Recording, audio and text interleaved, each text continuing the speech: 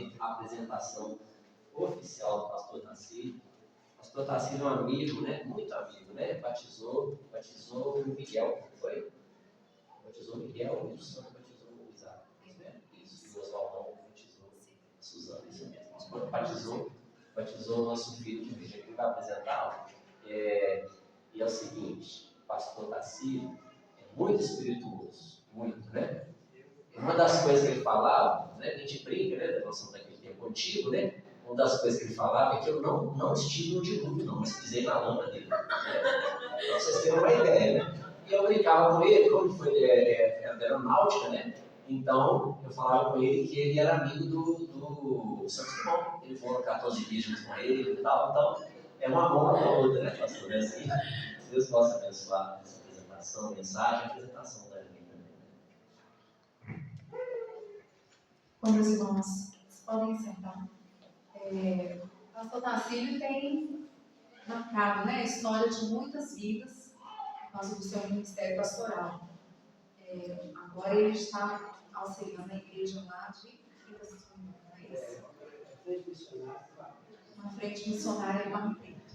Mas durante muito tempo o pastor sempre esteve à frente, né, de ministérios, e eu sou uma pessoa com a qual ele investiu, porque eu comecei a ensinar a escola bíblica, eu tinha 19 anos e o pastor era o meu líder, me deu essa oportunidade. Às vezes puxava meu líder com algumas dificuldades doutrinárias, ensinava, né? E mais tarde, a nossa família ali convivendo junto no Barro Preto, o pastor foi pastorear a igreja de Bela Vista. E a nossa família sentiu o desejo no coração mais tarde de acompanhar. E ali também não foi diferente, né? Nós recebemos muita oportunidade de servir junto do pastor, e era realmente um pastor de ovelhas, né? Aquele pastor que está junto das pessoas, que ama, que visita, que dá oportunidade, que ensina. Então é uma pessoa que a gente tem em alta conta guardado no nosso coração. Essa noite, por uma providência de Deus, há muitas pessoas aqui nesse recinto que já foram ovelhas dele e nem sabiam que ele estaria aqui. Então é um encontro especial. O pastor ele tem 4 filhas, tem 3 netinhos, né? Uma bênção, todas servindo a Deus. Isso é o mais importante, né? Cada qual com o seu ministério. Irmã Crisolita sempre fez brilhar o ministério do pastor. Eu lembro que ele falava assim: quando eles me convidam para pastorear, eles querem saber se Crisolita vai junto. Se ela não for, né? Porque sempre tocou muito bem, né, trabalhando na área de louvor, mas tem uma coisa especial, que é trabalhar com crianças. Né? E todos os meus filhos passaram pelas mãos da Crisolita. Outro dia a gente se encontrando, ela falou para o Isaac: eu acho que você não lembra. Aí o Isaac: lembro sim. Começou a cantar musiquinha de criança, né, na frente dela. E a gente ainda estava no local de trabalho, e eu lá assim: ai meu Deus, né, o chefe dançando as musiquinhas de criança. Então, nós só temos que agradecer por essa noite, pastor, compartilhar conosco de um momento tão especial para a nossa família. E aí fica aqui a nossa gratidão, pastor, pela sua presença. Que o Senhor use o Senhor. Posso orar, né, mais uma vez? Pai Santo, nós colocamos diante do Senhor, Pai, o teu servo, Deus. Agradecidos, Deus, pela oportunidade que temos da presença dele junto da irmã Crisolita aqui, Senhor. Que o Senhor possa usar, Pai, a boca deles para trazer recados para os nossos corações e mais uma vez nos edificar através da vida do teu servo. Que o Senhor continue acrescentando bênçãos na vida do pastor Tarcísio, para que nós oramos, Senhor de Jesus. Para mim é uma alegria estar aqui, né? Rever os irmãos. Eu quero dizer que foi muito fácil pastorear esses irmãos que aqui estão, foram bênçãos também na minha vida. Né? Nós louvamos a Deus pela vida desses irmãos.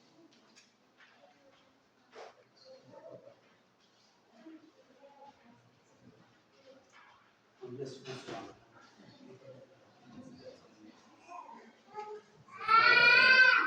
Eu digo que foi muito fácil pastorear igrejas com pessoas como o Jeremias, como o Joel, como o Anderson, né? Foram bênçãos na nossa vida. E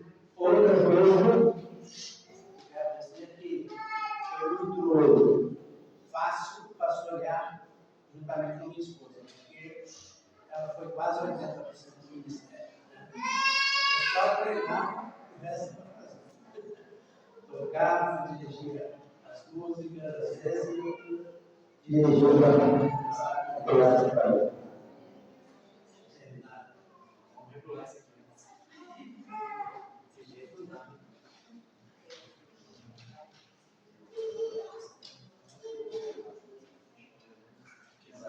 Hoje nós pensamos aqui que eu, a honra de apresentar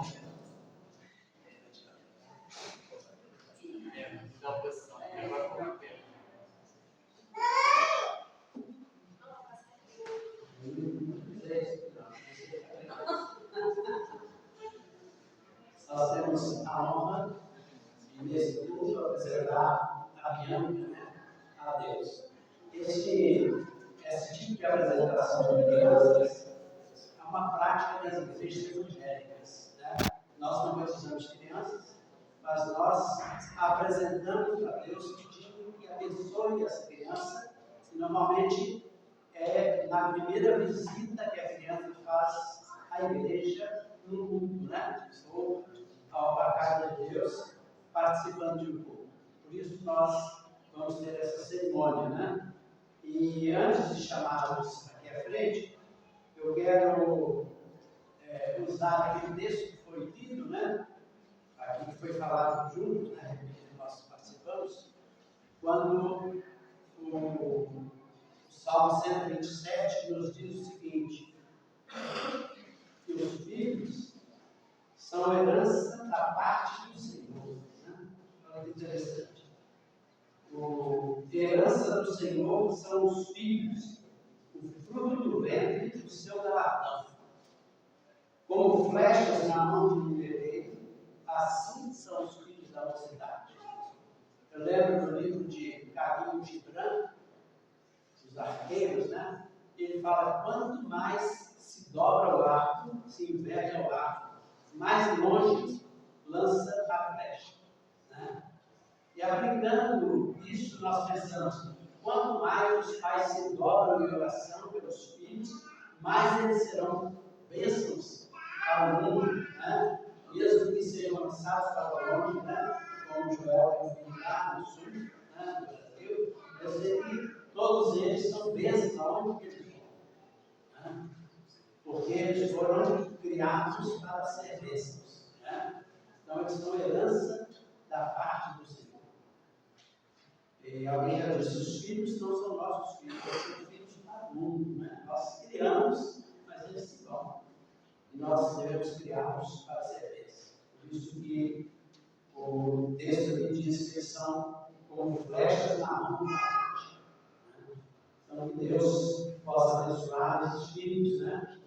E essa prática também baseia-se na apresentação de Jesus, né? Lá em Lucas, no capítulo 2, versículo 22 a 24, diz assim: passados os dias da purificação deles, segundo a lei de Moisés, levaram a Jerusalém para a apresentação ao Senhor, conforme está escrito na lei do Senhor: todo primogênito ao Senhor será consagrado, para oferecerem sacrifício segundo o que está escrito na lei: um par de bolas e 2 pombinhos.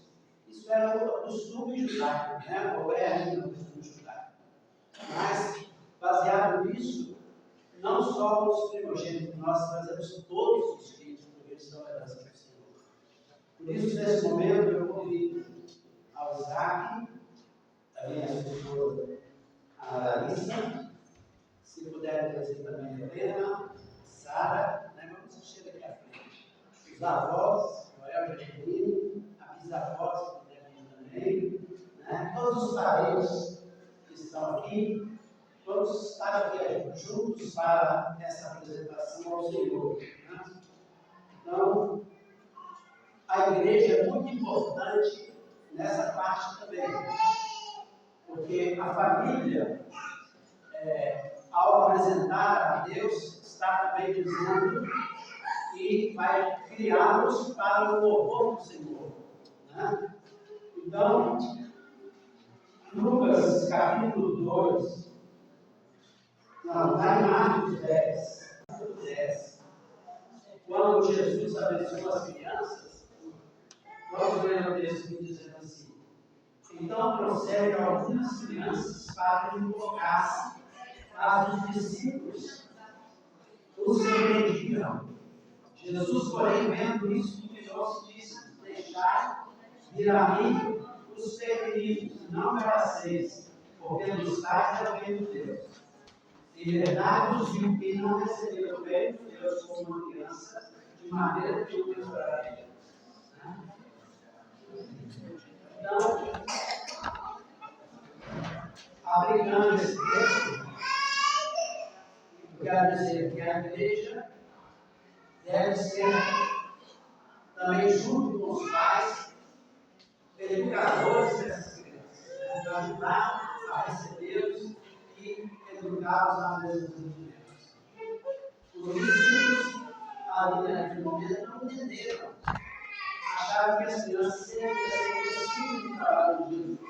Mas Jesus ainda quer deixar de caminho as crianças e não empezar. Então, um aviso a cada membro da igreja: não peça às crianças de governo, de ficar na igreja. Peça não adorar.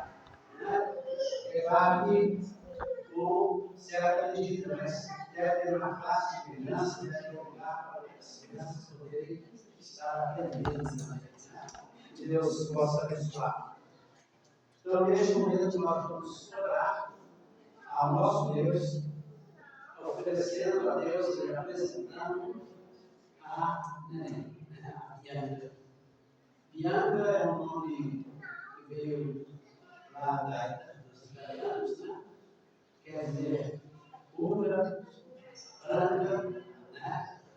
Mimosa e brilhante, né? Vários tons, né? Mas o importante é que ela vai ser luz para as nações, luz para aqueles que não conhecem. Nós devemos salvos. Eu vou obrigado, se possível, e vamos orar.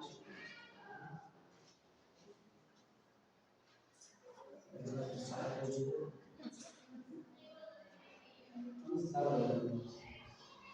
Senhor nosso Deus, obrigado, Senhor, por esta oportunidade de estarmos assim, abençoa a Bianca, que ela possa ser curada na doutrina e na administração do Senhor. Abençoe o Isaac, a Larissa, abençoe os avós, e todos eles, Pai, possam cooperar para o crescimento espiritual dessa igreja. Amém. Sabemos que é uma responsabilidade, Pai, especialmente da família. Mas pedimos que pela igreja, ou as igrejas que o Senhor passar, o Senhor abençoe as igrejas, para que possa cooperar para que a igreja cresça e conheça Jesus como Senhor. Amém. Nós louvamos, neste momento, apresentamos ao Senhor para a sua abençoe. Pai, em nome de Jesus, nós consagramos a Bianca ao seu serviço, ao seu trabalho. Abençoe o Deus Paz. A alegria vai ter mais em trazer a presença dele. Nós pedimos isso agradecidos em nome de Jesus. Amém. Amém.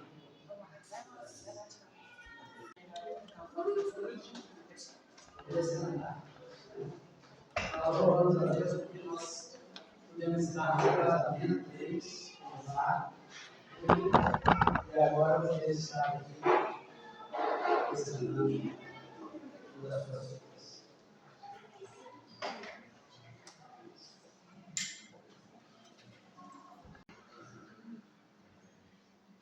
Agradecemos a Deus essa oportunidade de estar juntos com os irmãos.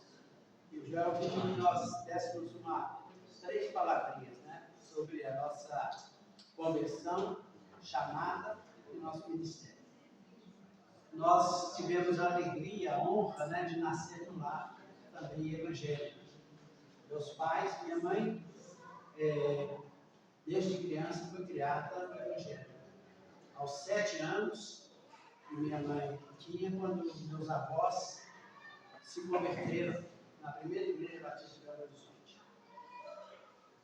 Interessante que meus avós moravam na Água Santa e meu avô veio para ver o carnaval em Belo Horizonte, né?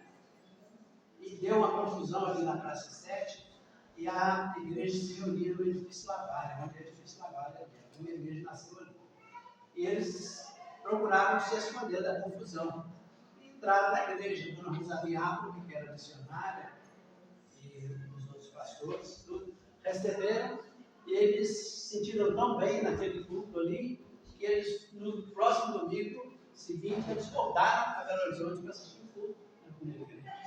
E depois vieram para Belo Horizonte, mudaram para cá, e nós ficamos, pelo menos até eu, a idade de junior, eu estava, meus pais estavam na primeira igreja. Aí depois que surgiu a igreja da Renascença, que meus pais foram para lá também, para ajudar a igreja que era mais perto, né, da nossa casa.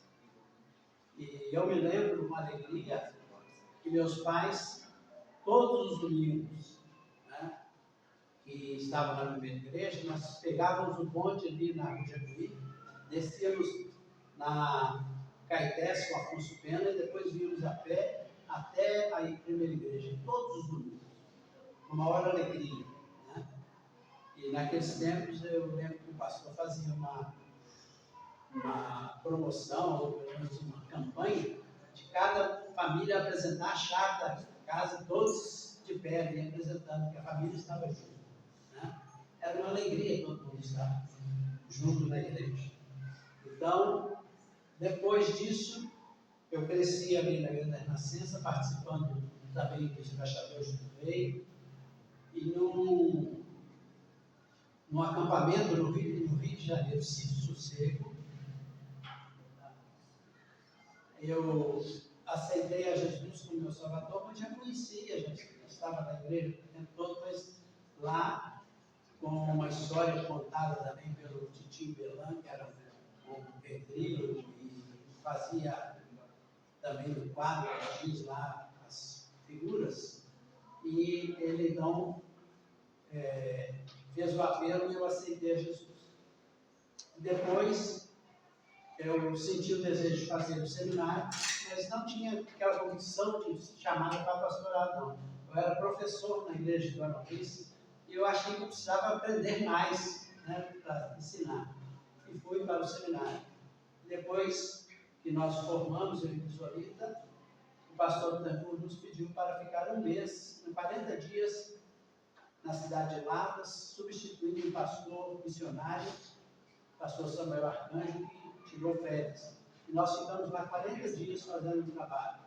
E foi muito bom, um trabalho muito agradável. Depois fomos para a igreja de São Benedito e lá eu fui consagrado pastor. Então já tem 52 anos. Nós estamos felizes por ter podido trabalhar em várias igrejas. Foram 6 igrejas e 5 delas com 6 anos de trabalho, de ministério. Todas muito bem, muito alegre, muito participativo, né? Nós tivemos a alegria dessas igrejas. Nesse momento, irmãos, nós queremos ler o Salmo 78, os primeiros 8 versículos, onde nós vamos tirar a nossa mensagem e pedimos que os irmãos permaneçam com as Bíblias abertas nesse salmo, porque nós queremos depois falar em outros versículos aí, né? Este salmo foi escrito por Asaf. Talvez os irmãos não saibam, ele era um levita. Asaf era levita, filho de Baraquias, e ele era líder do louvor, escolhido por Davi para ser líder do louvor diante da arca do Senhor e chefe dos levitas. Os levitas tinham que dirigir os corais que eles faziam, também cantavam músicas fazendo solos, e esse levita era especialista em símbolos, né? Que eram aqueles pratos que davam percussão aos salmos, porque os salmos eram o hinário daquele povo, era cantado, isso aqui tinha música.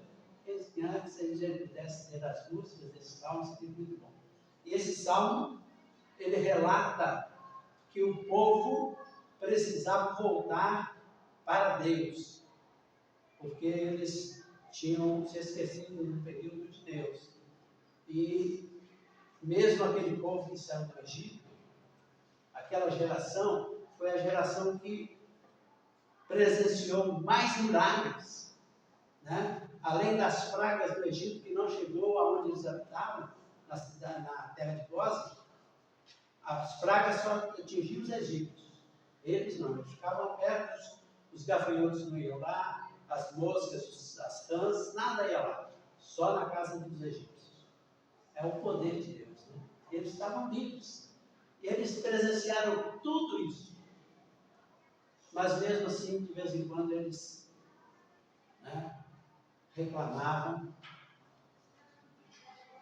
enfrentavam Moisés. A própria Miriam, irmã de Moisés, ela pegou a lepra porque ela enfrentou Moisés, não concordou com Moisés, questionou Moisés. Aí depois Moisés ora por ela, perdoa ela e ora por ela e é curada, né? Então, são coisas que nós precisamos aprender, lições que a história nos conta, os erros deles, para que nós também não cometamos esses erros, né?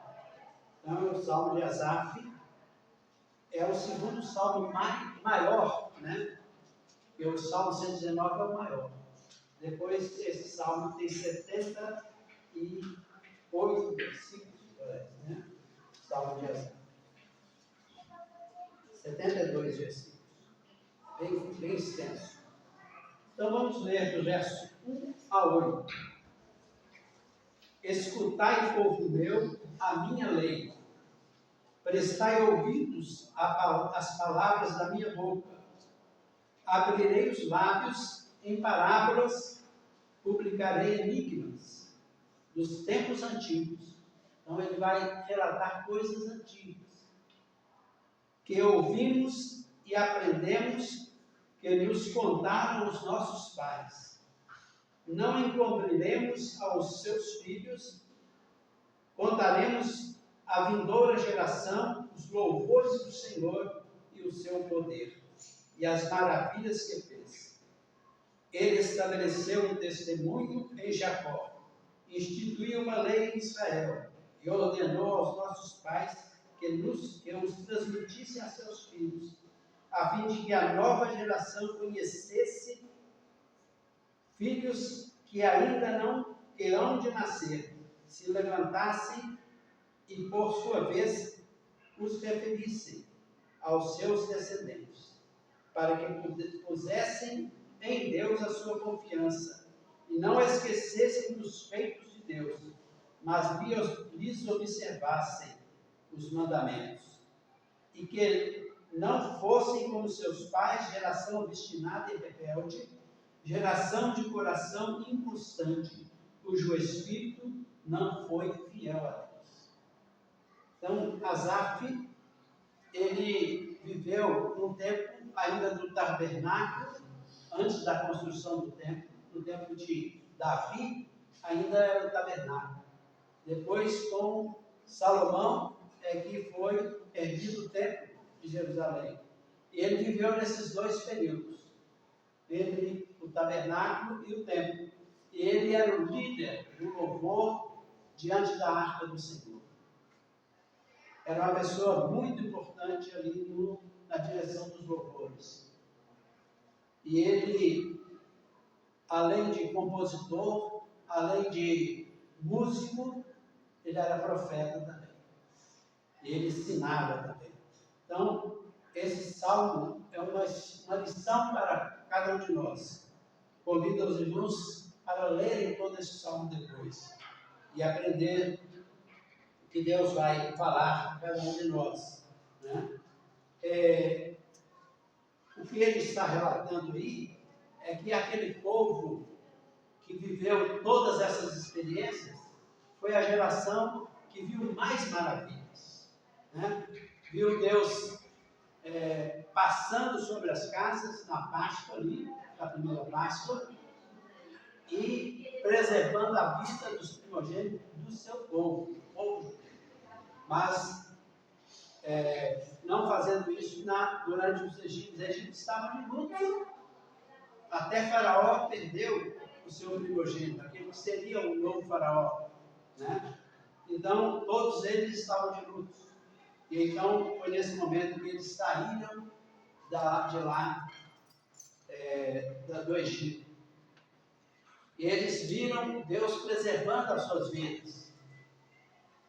Chegaram ao mar, Deus abriu o mar, eles passaram de pés enxutos ali, atravessando o mar. Depois viram o exército de Faraó sendo engolido pelas águas após a passagem deles. Tudo isso, eles presenciaram o poder de Deus. Mas depois, chegou no deserto e eles ficaram duvidando de Deus. Será que Deus vai ter condições de nos dar pão, nos dar carne? Começaram a dizer que estavam com saudades das panelas de carne do Egito, pensando que lá eles ganhavam de graça. Não, eles trabalhavam muito, eram escravos, e mesmo assim alguns estavam com saudade daquela vida ali do Egito. E nós precisamos tirar lições disso, né? Pode ser que alguém vem para Jesus, mas ainda fica com saudade dos seus pecados antigos, de estimação, né? Lá do tempo passado, querendo voltar para o mundo, né? E às vezes o maior milagre que nós presenciamos, irmãos, é a salvação da nossa alma. Deus nos escolheu, nos perdoou os pecados que nós já cometemos, aqueles que vamos cometer, se estivermos firmes com Deus, Ele passa por si, né? Alguém disse que alguém orou assim: ó Deus, eu pequei de novo aquele mesmo pecado que eu confessei ontem, e Deus vai falar para ele assim: ó, eu não lembro desse outro que você está falando, eu já perdoei, né? Porque Deus perdoa os nossos pecados e lança na profundeza do mar. Ele não se lembra mais dos nossos pecados.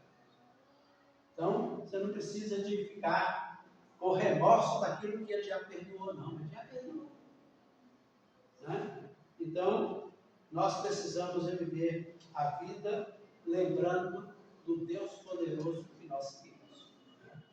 O Deus que nos salvou. No verso 12 e 13, ou 13 e 14, diz assim: dividiu o mar e fez-o seguir, aprumou as águas como um dique, e guiou de dia com uma nuvem, durante a noite com um clarão de fogo. No deserto fendeu as rochas, deu de beber com abundância. Olha, tudo isso Deus fez para saciar. E eles ainda ficaram perguntando, lá no verso 19, pode acaso Deus preparar-nos mesa no deserto? Fartura aqui no deserto? Eles ficavam questionando. 200 daqueles líderes que Moisés escolheu para resolver problemas dos povos de 50, de 100, né, que o sono dele orientou, 200 daqueles líderes se levantaram contra Moisés, porque diziam: ó, Deus nos tirou de lá para morrermos aqui no deserto. Qualquer coisinha que acontecia, eles reclamavam. E o que Deus fez? A terra abriu e esses 200 foram mortos, engolidos pela terra. Porque eram rebeldes. Ao invés de estar ajudando, eles questionavam a Moisés e Arão. E Deus falou: não é a vocês que estão duvidando e questionando, é Deus. E por isso a ira de Deus os consumiu. Depois foi, que não está aqui no texto, mas foi as serpentes, né, que vieram e ficaram vários deles. E Deus mandou Moisés fazer uma serpente, colocar numa haste, e todo aquele que olhava para a serpente de bronze era curado, apontando para Jesus, apontando para a salvação que nós temos, né, hoje. Porque nós olhamos para Jesus, e aquele que olha para Jesus tem os seus pecados perdoados, que crê em Jesus, que o aceita, né? Então, são tantas maravilhas que Deus operou, e aquele povo questionava ainda, duvidava ainda, e era motivo de tristeza para Deus olhar aquele povo que duvidava. Mas o que Deus quer que nós façamos, né? Em Êxodo 12,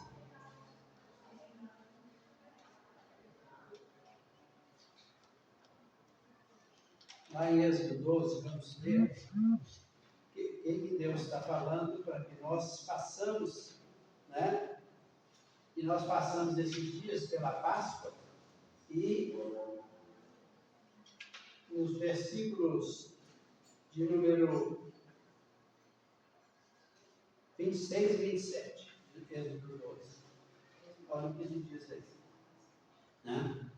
Quando vossos filhos vos perguntarem que rito é este, porque eles tinham que fazer o rito da Páscoa, né? Comer a carne da ovelha ali assada, com ervas amargas, né? Então eles tinham, e o pão ázimo, né? Pão sem fermento. Então, quando os vossos filhos vos perguntar que rito é esse, respondereis: este é o sacrifício da Páscoa que o Senhor passou por cima das casas dos filhos de Israel no Egito, quando feriu os egípcios e livrou as nossas casas. Então o povo se inclinou e adorou. O povo, quando Deus dava as ordens, Moisés dava as ordens, o povo aceitava, mas depois abandonava a Deus, depois questionava a Deus. E então, eu fico pensando, hoje quando os nossos filhos querem um ovo de chocolate, né? Um coelhinho lá, aí nós não explicamos a eles que aquilo ali é mentira, aquilo ali não tem nada a ver com a Páscoa, né? Eu tenho a alegria de nunca ter comprado um ovo para meus filhos, minhas filhas, nem para os meus netos. Isso, a gente me ensina que isso aí não é verdade, né? São coisas do paganismo que foram introduzidas. Ou então, o comércio de hoje introduz as coisas para que nós caiamos, né? Ou para que não, as verdades não sejam contadas aos nossos filhos. Então, nunca deixe de explicar aos vossos filhos que a Páscoa verdadeira não era com chocolate, era com ervas amargas, né? Era com carne assada, né? E com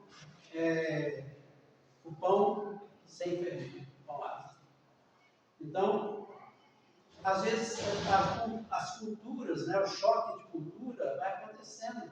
E nós temos que nunca deixar de avisar, de ensinar aos nossos filhos que isso é mentira. Hoje, o Natal, passou Papai Noel na frente de Jesus. Né? As crianças pensam mais, o que é Natal? Papai Noel, presente. Mas o presente é Jesus. Então, nós precisamos ensinar aos nossos filhos as verdades que estão na palavra de Deus, como nós lemos no início do Salmo aqui, né? Que ouvimos e aprendemos que contaram os nossos pais. Não encobriremos aos seus filhos, contaremos à geração vindoura os louvores do Senhor. Uma coisa que me chama a atenção é Juízes capítulo 2. Vamos ver se nós...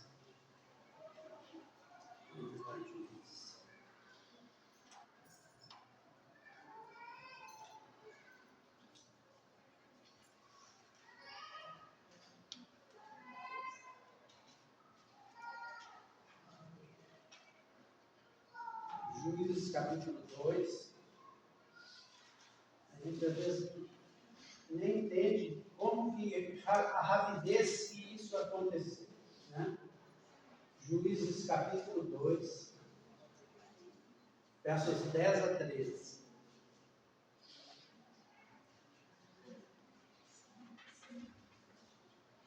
Diz assim: foi também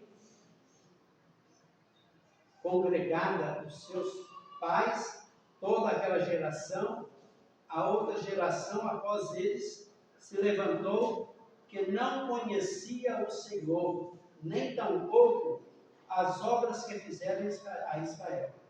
Então fizeram os filhos de Israel o que era mal perante o Senhor, pois serviram aos Balaíns, deixaram o Senhor, o seu Deus, Deus dos seus pais, e tiraram da terra do Egito e foram após outros deuses, dentre os deuses da gente que havia ao redor deles, e adoravam e provocaram ao Senhor a ira. Né? Portanto, deixaram o Senhor e serviram a Baal e a Astarote. Ó, isso foi logo depois da morte de Josué. Né? Esse texto aí está na morte de Josué. Então, Josué morreu, ele e Caleb foram os únicos que saíram do Egito e entraram na terra de Canaã. Eu fico pensando, será que a posse da terra, eles tiveram que lutar muito de tal e esqueceram-se do Senhor? A geração posterior a de Josué já não conhecia mais a Deus. Como que o povo esquece rápido das coisas que Deus fez? Né? Então eu fico pensando, nós temos as classes de crianças, né? A nossa igreja agora, a nossa congregação, tem chegado algumas crianças, então nós já tivemos um trabalho lá com 60, 70 crianças, né? Todos os domingos. Mas depois parou, agora está voltando algumas crianças. Então, nós vemos o seguinte, eles aprendem. Hoje, eles decoraram alguns versículos que foram dados para eles, e eles já estão sabendo dizer esses versículos. Eu fico pensando, os pais deles não sabem esses versículos. Pode ser que eles vão influenciar esses pais, mas a igreja nós ficamos com os filhos, com as crianças na igreja, 2, 3 horas por semana, quando as igrejas têm as classes, né, de manhã, de noite, as crianças. E eles ficam, às vezes, no jardim de infância, hoje é creche, depois na escola o dia todo, e as famílias ficam muito pouco tempo presentes com seus filhos. Aí o que vai ser? Né? Às vezes eles chegam em casa e encontram tudo que aprenderam na escola. Chegam nas suas casas e contam aos seus pais o que a escola dominical ensinou. Mas será que os pais vão dar valor a esse ensino? E eles vão levar isso para o crescimento espiritual deles, para a vida toda? Lá onde nós moramos, tem muitas famílias que são totalmente desequilibradas, né?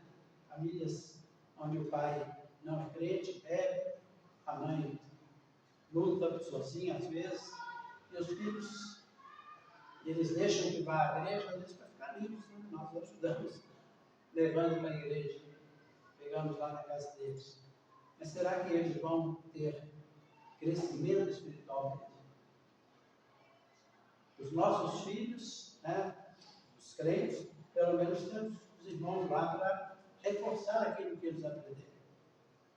Então nós precisamos orar para que Deus nos dê condições desses filhos crescerem para serem bênçãos, né, na sociedade, especialmente para ser firme na fé.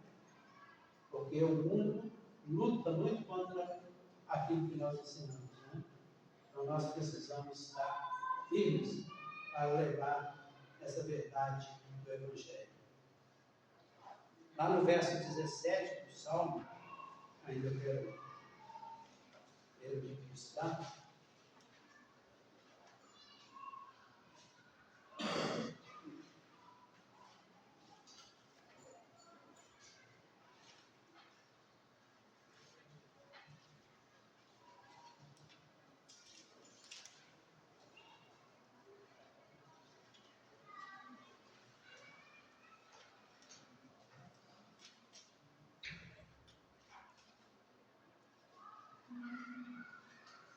Verso 17 diz assim: mas ainda assim prosseguiram em pecar contra Deus. E se rebelaram no deserto contra o Altíssimo. Tentaram a Deus no seu coração, pedindo alimento que ele fosse do gosto deles. Né? Foi quando Deus deu o maná, aí eles queriam agora carne. E Deus deu codornizes para eles. Né? Mandou chover codornizes lá no meio. E mesmo assim eles não agradeceram. Né? Muitos deles se rebelaram contra Deus. Ô geração difícil, né? Às vezes nós pensamos, quando Deus faz tantos milagres na vida das pessoas, e as pessoas não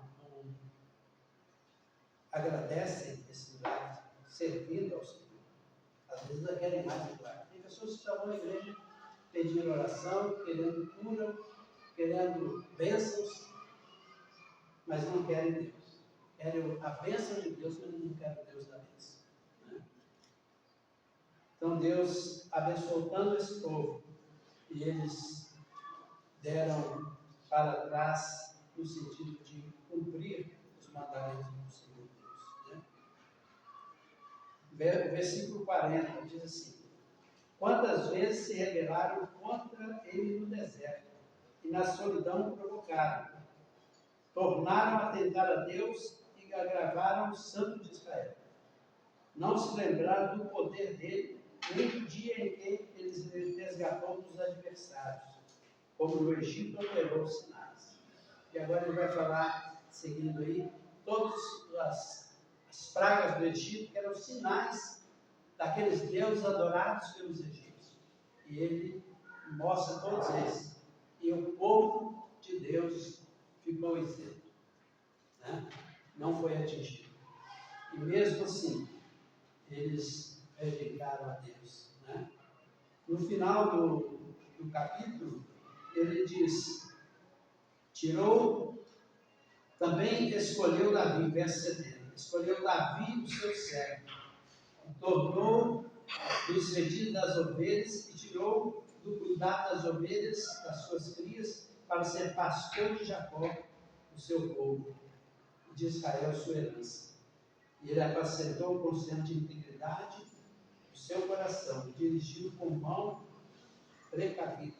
Né?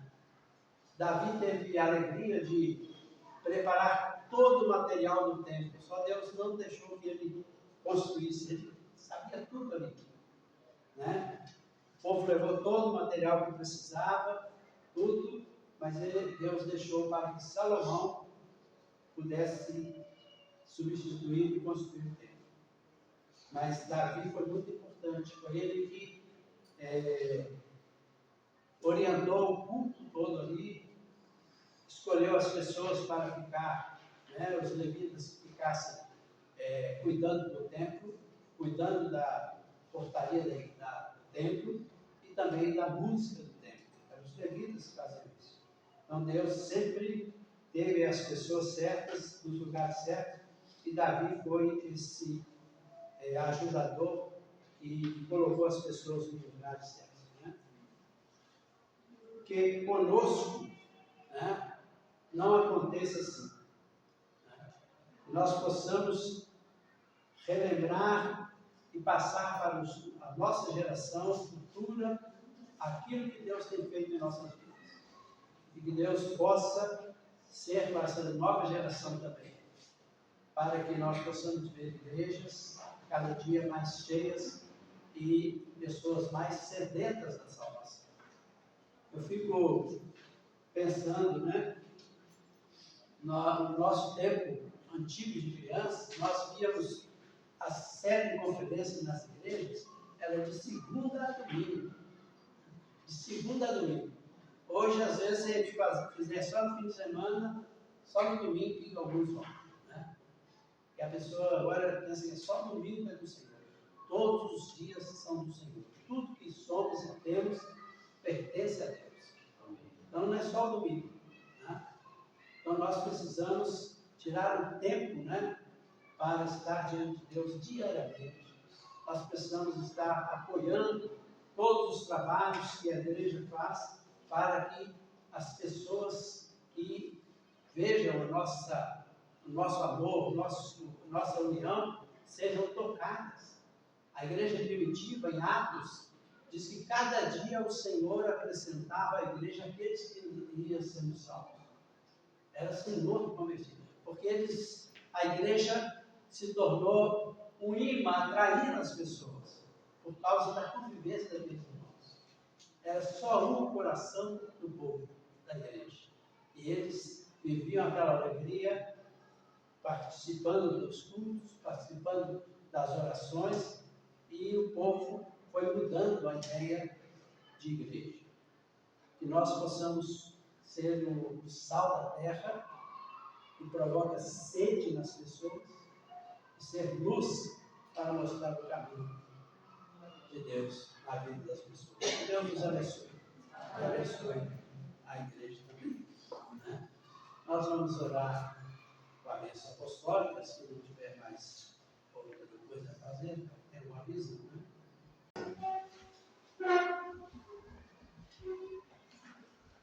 E o amor do nosso Deus Pai, e a graça salvadora de Jesus Cristo, seu Filho, e a comunhão e a consolação do Espírito Santo, seja com esta igreja, com todo o povo de Deus espalhado sobre a terra, hoje e sempre.